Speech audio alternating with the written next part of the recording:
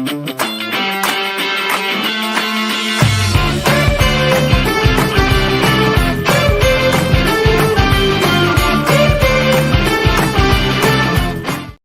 up, everybody? Welcome to Forks Over Knives Live. With you, as always, is Corey and Steven. What's going on, Steven? How's your Friday, friend? Oh my gosh, it's Friday. I love Fridays, not just because they're Fridays, but also because we get a chance to talk to all of you. So it's going great so far. It's 71 degrees in Baltimore. Oh, you just made everybody super jealous. Actually, but you're okay. That's huge. Why is it 71 in Baltimore right now? I don't know. Maybe it's so hot because we are here today together. I'm just guessing. I don't know. Dude, you're so cheesy. Okay, I think it's because the Baltimore Ravens are headed to the NFC or AFC, whatever the C's playoffs are. You got it. You got it. So we got a couple of options there. It's a coin toss between the two. They're like one win away from the Super Bowl. So they are very much so. Yeah. There you go. And how about you? How are you doing? I'm amazing. My daughter, I was just sharing before the show started, my daughter is dancing, and she's pretty much a professional dancer. I mean, dancer career start very, very young. She's been a competitive dancer for 12 years. She's been plant-based for that entire time. And, she's crushing it. There are 200 solos in the teen category. And these are some of the best, in the nation. And she ranked 13th. So I was so proud of her. So proud. That is awesome. Congratulations to her. And plant-based for life, you said? No, since 3 years old. Since 3 years old. Yeah, she's 15 right now, so she's 12 years in. Yeah. Oh my gosh, I think that probably is a perfect thing to talk about today. It is. Folks, we're talking about dynamics. We're talking about family dynamics, and this show came about because one of our awesome, viewers, just like you, asked us. Someone asked if there's a live stream. We are live. Yes, we are. Yeah, totally. This is us. It's happening for real. We'll give you the replay will live on YouTube and it will live on Facebook forever. So you can go back and watch it, of course. But feel free to ask questions. We will take them as we go. But we're just a couple dudes. We're just Steven and Corey here. Okay. So we're not like doctors or dietitians. We can't answer any medical questions, but we got you.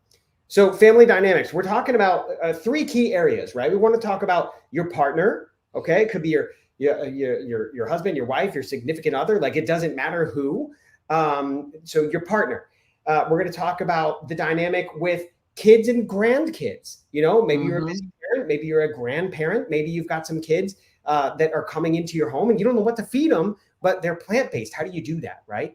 And then finally, it's the family impact, right? I know that when I transitioned to a plant-based diet, my in-laws were like, dude, we don't even know you anymore. Who are you, right? And so we're going to talk about those things together, Steven and I. And Steven, why don't you kick us off and talk about that partner aspect, right? Yeah. If you have a partner that's not necessarily on board or not vibing with it, what's the best way to handle that?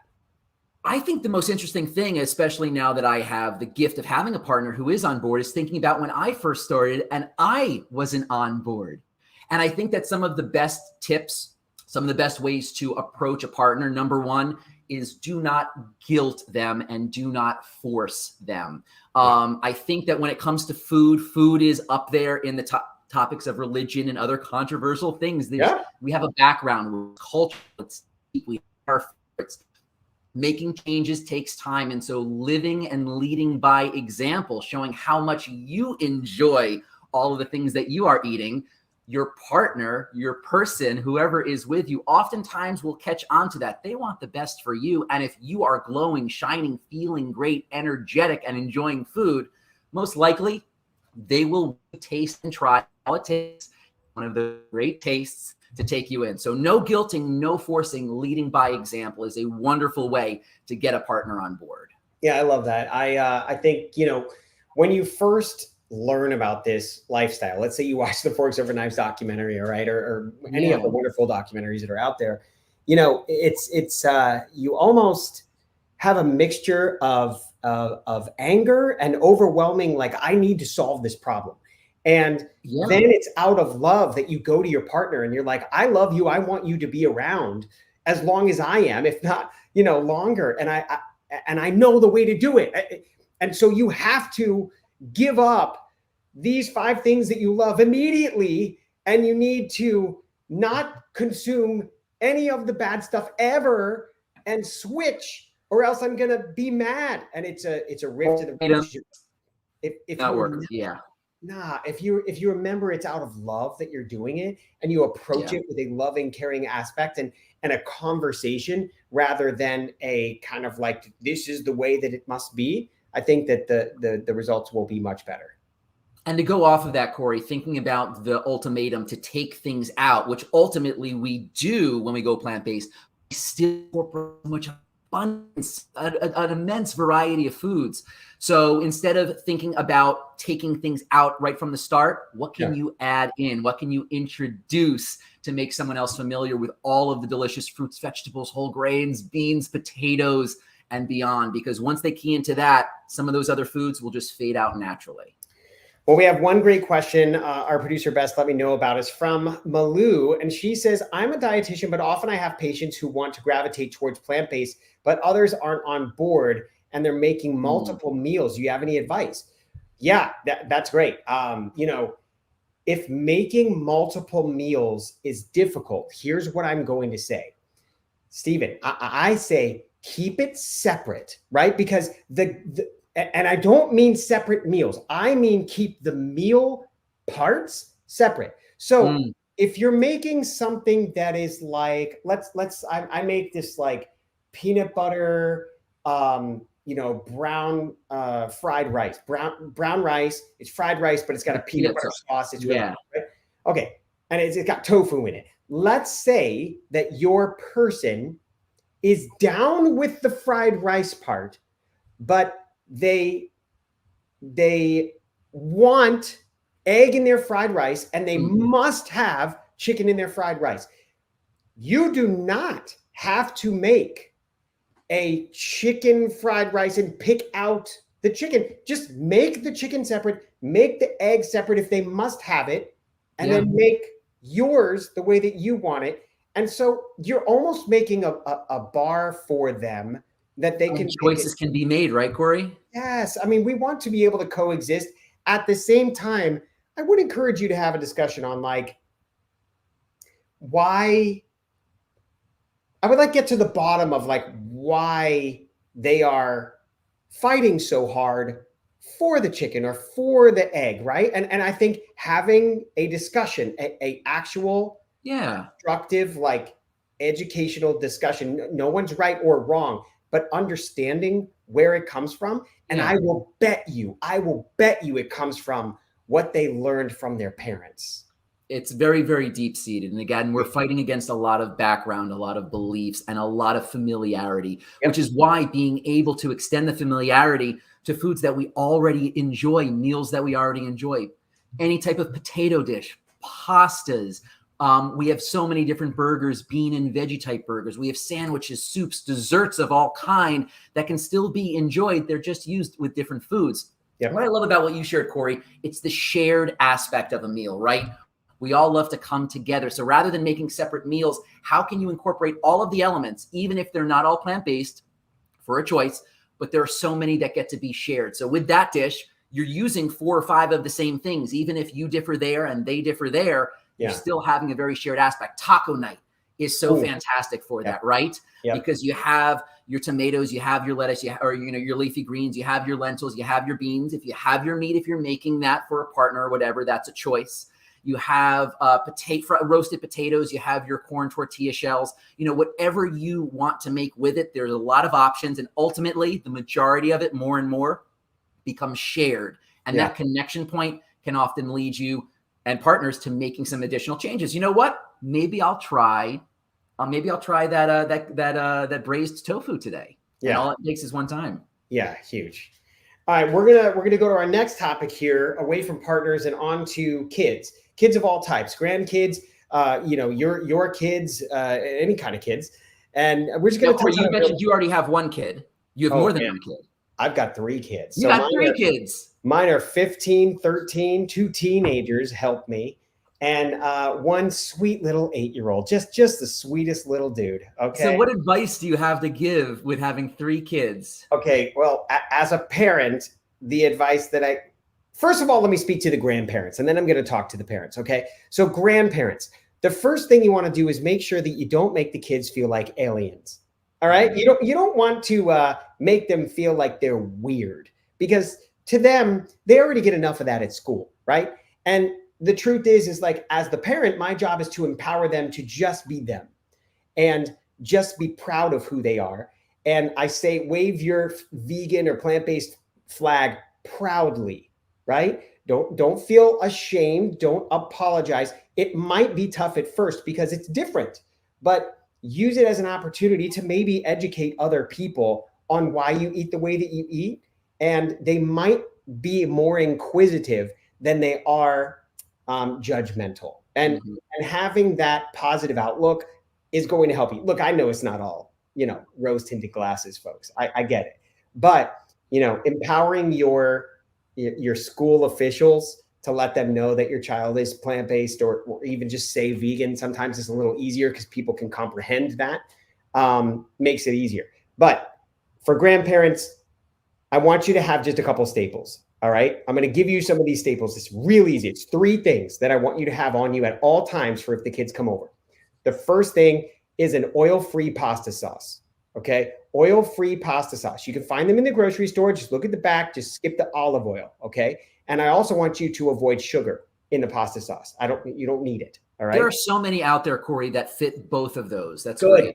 Great. Good. And they're at the grocery store. Yes. These are at the grocery. Okay. All right. Now, the second thing to go along with that is going to be a good brown rice noodle. All right. We mentioned this brand before, but there's a brand out there called Tink Yada, not an affiliated partner. I don't know anything about them, but they make a great noodle, and it's not mushy, and it's made of brown rice. All right. It's got all the protein, all the fiber of a brown rice, and it's going to be great. And you can mix those two together, and you can have a meal at any time for the kids. All right. We all love pasta. That's the second thing. The third thing is going to be a can of black beans. Just have the black beans available. You could just rinse them, and you can put it over the magical fourth thing, which I didn't even talk about, is a bag of frozen brown rice. Steam in the bag, frozen brown rice. All right. You have those 4 things. You can't go wrong as a grandparent. There's always going to be something for your grandchildren to eat. Yeah. Absolutely. That sounds fantastic. Not only are we bringing a familiar meal, we're going to make it flavorful, right? And that comes down to spices, seasonings, sauces, and all of that. And we're talking about flexibility, right? So depending on if we want to go this way, we want to make a pasta dish, or do we want to make a rice dish? No matter what, we're getting the beans in there, beans are such a wonderful substitution. When we think about people talking about, well, what about the meat? What about the protein? Beans of any kind, there has to be at least one bean out there, hopefully, that the kiddos love. Now I'm going to touch real quick on being a parent. For me, my greatest job is to continue to motivate and drive my kids to make healthy decisions, not only now, but as they go out to be adults and make their own decisions. So I have this thing that I call parental marketing. Okay. And it's not tricking your kids. It's letting them come up with the idea of how something that is maybe green, like broccoli, could be associated with something strong and healthy, like the Incredible Hulk. All right. So if I have a younger kid, and of course we're talking about elementary age kids here, I'm not going to speak to my teenagers like, hey man, that broccoli really makes you look like Hulk. They're going to be like, whatever, dad. Okay, whatever, But my little guy, if I say like, hey man, I noticed you're just thinking about your broccoli there. What's going on? Be like, I don't know, dad. It's green. It's weird. I don't know what it is. I'm like, I get you. You know what?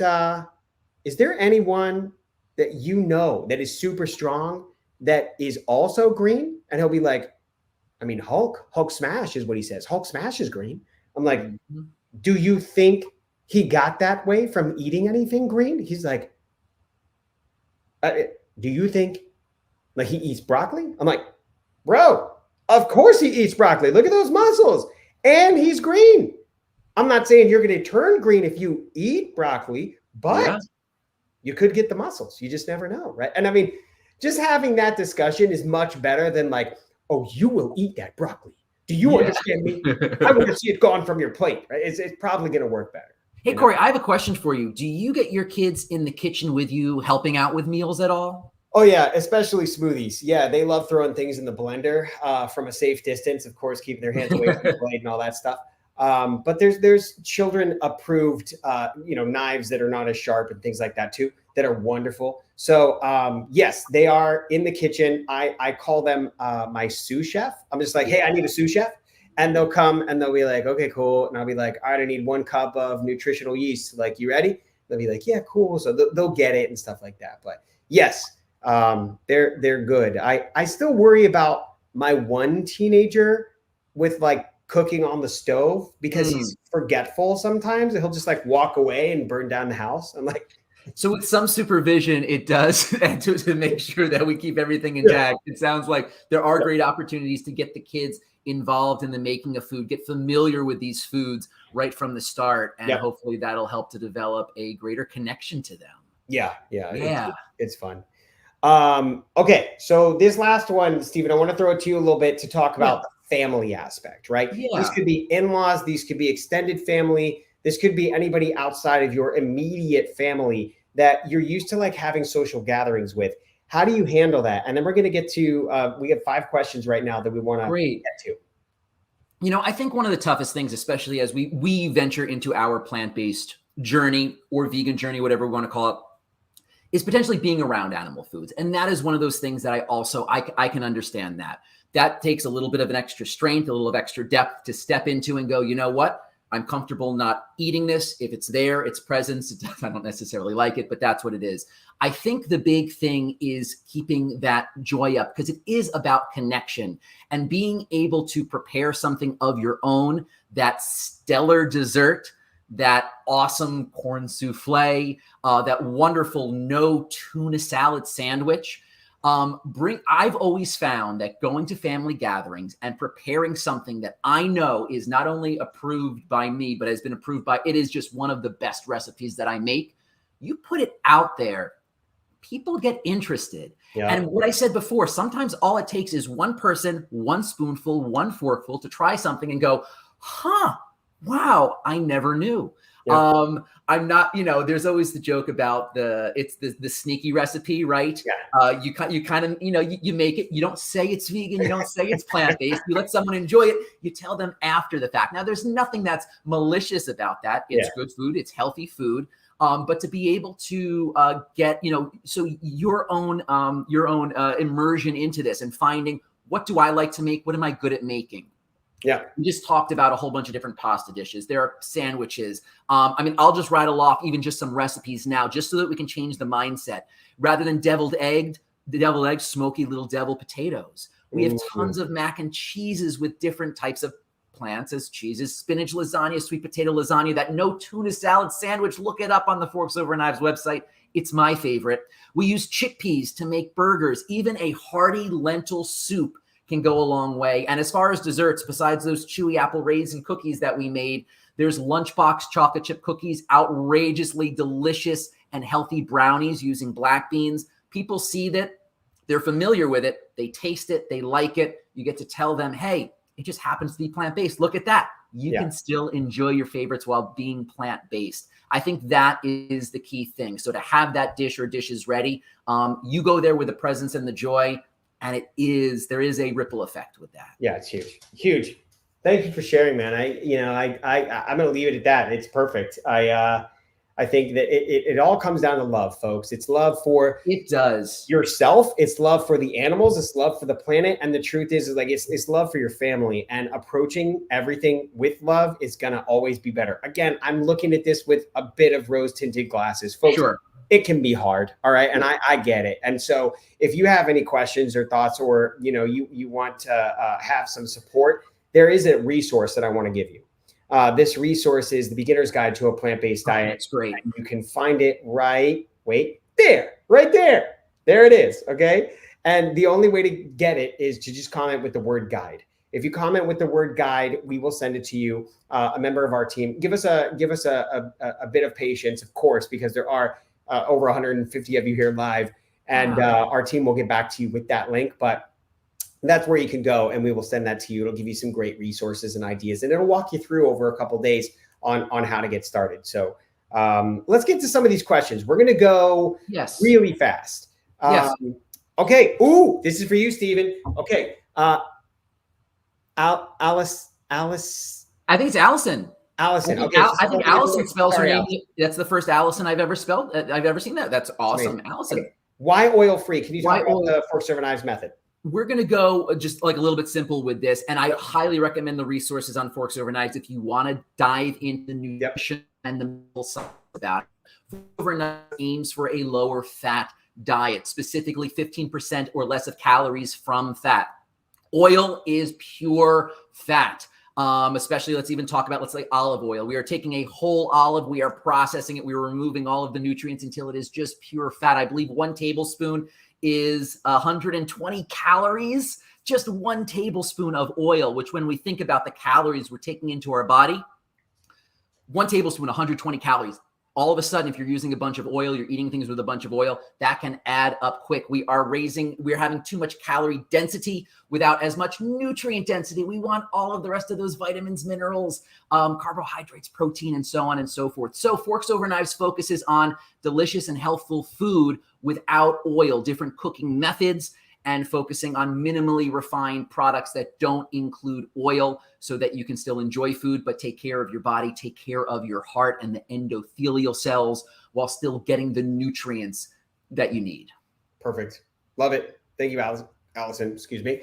Monica. Okay, Monica, I just started eating vegan a few weeks ago, but I also have other dietary restrictions, sugar and gluten-free, okay? It's been a bit challenging as I try to make meals for my husband. Is there a resource to find options for vegans with additional dietary restrictions? Oh, yes. Tell her about the trial of the meal plan. Absolutely. Forks Meal Planner, which is Forks Over Knives premier meal planner, which is all about taking you from planning to shopping to prepping to cooking with so many recipes in there. You can set specific intolerances so that if you're soy-free, if you are gluten-free, if you are nut-free, you can find over 1,500 recipes in the main meal planner. The link is right there on the page, forksoverknives.com/meal planner. You can start off with a free trial so you can take a look at some of these recipes. Set that gluten intolerance setting. You'll find all of those recipes are gluten-free. Now you can shop for them, you can cook with them, and you can enjoy a plant-based, gluten-free lifestyle without feeling like you're giving up anything. Yeah. No, it's right there for you. Thank you for your question. That's wonderful. Yeah. Okay. Next question, Bess. Okay, it's difficult for my boys. They don't like much beans. They don't like the beans. What's pulses? A type of food. I mean, I think we're talking about like the legumes, the beans, maybe the lentils, and I'm not sure if this extends to all different types of peas or whatever. Corey, what have you found with the kids and food preferences or any sort of pickiness? Yeah, so I think you got to acknowledge, okay, with kids, with young kids especially, if there's too many things on the plate, they're just like overwhelmed. Now, that's not really addressing, like if it's rice and beans, they like to see the rice and the beans. They don't like to see the spices. The spices need to be mixed in because then they'll be like, I don't know what that is. And there's too many of it. I'm out, right? Now, what she's talking about is her kids not liking beans. My boys don't like beans. All right, so let's just go through other sources of protein super quick here. If I had to, make other options, I would start thinking about foods that are like perfect and complete in themselves, like quinoa. Quinoa is perfectly complete. You can transform the taste with like pineapple juice or vegetable broth, low sodium vegetable broth, or anything else, a teriyaki sauce, you can flavor it like whatever you want, right? But that's got protein in it. Brown rice itself, don't worry, it's got protein. It's got protein in it. Thing right there, Corey, all plant foods have protein. We want to break that down. You are eating until you are full. All of these foods that you're mentioning, Corey, the brown rice, the potatoes, even vegetables. I mean, you can eat all of these foods. The beans are a staple plant food, but they are not necessary. Another thing to do is if we don't like the whole bean, why don't we make hummus out of it? Why don't we smash it, use it as a sandwich topping or a burger topping or something like that? So there are ways to get beans in there without that whole bean until they get to the point where they maybe can find one that they like. There's also so many beans: chickpeas, pinto beans, kidney beans, black beans, lentils. I mean, there might be one out there that you haven't tried yet. So keep exploring, and I hope you find one that works for the kids. I got you. Perfect. Let's get to our next question. Okay, I have a severe garlic allergy. How or what can I substitute for garlic in my pasta sauces? Every OTC plant-based brand I found contains garlic. Oh, okay, over the counter. What is a substitute for garlic? Ooh. Yeah. This is a bit of a tougher one. I know when it comes to garlic and onion allergies, because I know a lot of recipes include that in there, right, for that initial saute. Yeah. And then of course when you're looking in other brands, as far as cooking on your own, which is really taking it back into your own hands, there are different seasonings and spices that you can use. I don't know how to pronounce it. It's I don't even know how to pronounce it. Asafoetida powder. Gesundheit. Asafoetida powder, which I do believe, and maybe I'll spell it out just so you know. It's Asafoetida, and it's going to be a garlic-free, onion-free option that you can still get that flavoring in there without using a food that you're allergic to. And then using different foods, shallot, you know, if you're not using garlic, you can be using onions, you can be using shallots. As far as, I don't know what to say, you know, sometimes we have a stumper every once in a while. As far as looking for options that don't have garlic in there for buying, making your own homemade sauce might be the best thing. And it is cost effective when you really think about just getting canned tomatoes, the spices that we're talking about, a little sea salt, pepper, a little onion powder, some herbs, maybe that powder that I just mentioned. If you can bring it into your own hands, then you control a big batch of something like tomato sauce or pasta sauces, and you don't have to worry about any allergic reactions. Brilliant. Okay, we got just a couple more questions. Okay, well, we have, do you know this one? Forks Over Knives website has at least one list that is there, and it is right there. So there's a link. Look in the comments. It's popping up right over here. We have an oil-free vegan grocery list. Love it. That is there. Check out a lot of these brands you might be familiar with. If you're not, it'll at least just keep your eye open to them. And there are more and more brands that are getting rid of some of these, you know, the extra salt, the extra oil, the extra sugar. Obviously, you're going to find a little bit here and there, but take a look at this list and hoping you can find a whole bunch around you. Heck yeah, perfection. All right, I think we got 3 more questions here. Okay, I've hit a plateau in my weight loss. How can I get moving again? I am doing plant-based. How can you get moving again? Moving. I think we're talking about with like moving with the food, although exercise and moving is great. But yeah, as far as with the food, Corey, I know that I know that you've done a lot of things for fitness specifically. The Ironman medals and all of that. Yeah. Any suggestions for hitting a plateau with weight loss? How to bring the focus back to certain foods that will help? Yeah, you ready? Every day is a new day. If you have a failure today, it doesn't mean you can't start again tomorrow.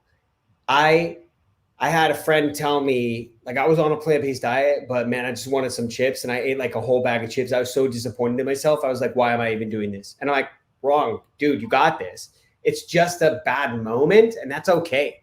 Don't beat yourself up. Next day, start again and have oatmeal for breakfast. Guess what? You're 100% whole food plant-based. Yeah. And then for lunch, I want you to have something that you love. I want you to make yourself a whole food plant-based pizza. Or I want you to make yourself the best sandwich ever. I want you to go to the Forks meal planner and I want you to search lunch. If you're gluten-free, search gluten-free and find 15 to 20 different options out of the 2,000 recipes. Yes. Make something that tastes great for you. And then for dinner, I don't even want you to worry about it. I want you to treat yourself. I want you to go after that guilty pleasure thing that you love. I want you to try to stay plant-based. So stick to the Forks Over Knives meal planner. Okay. Stick in the Forks meal planner, but I want you to indulge. I want you to say, I feel like mac and cheese. I feel like something. And I want you to go find that equivalent in a Forks meal planner because it's there for you. There's over 2,000. It absolutely is. And what's great with the meal planner is we really, really aim to provide all of these different possibilities for whatever you're experiencing in life. In our recipe box, searching the term lighter fare, Lighther, lighter fare, brings up a whole bunch of lower calorie options, including, and I know we've talked about salads. We don't want to say it's just salads, but when we do salads, we do them up. So now we are eating high nutrient dense, lower calorie dense foods that are going to still fill us up and that we can enjoy, but will help support a weight loss journey if that is what you are seeking right now. Hey, Steven, there's a way to see the actual famous Forks Over Knives documentary on our website for free. Am I right? It is right there, Corey. Yeah, going to the Forks Over Knives website. I believe it's just going to be Forks Over Knives. Let's say, is it back? Yeah, forksoverknives.com/the-film. Oh, wow. Forksoverknives.com. You're all already there. /the-film.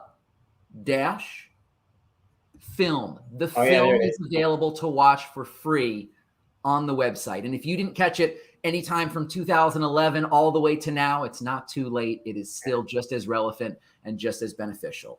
Yep. Heck yeah. All right, folks, listen. We see a lot of happy comments coming through. We see a lot of happy people like Susan. We see you, Susan. I'm so happy you use the Forks meal planner every week. We are here for you, and we will continue to be here for you. And sometimes we might have a special guest or two. I mean, I know y'all love looking at us, but sometimes we need to bring a super big time nutritional expert to just like hit home what we're talking about, because we're just a couple dudes here that are living a plant-based lifestyle. And we want to make it easy for you. So we can't thank you enough for tuning in, and we will be here next week. Steven, why don't you take us out, my friend? Have a happy Friday, no matter what the temperature is, no matter what your hometown football team is doing, and enjoy some delicious, delicious meals with your family, however you can.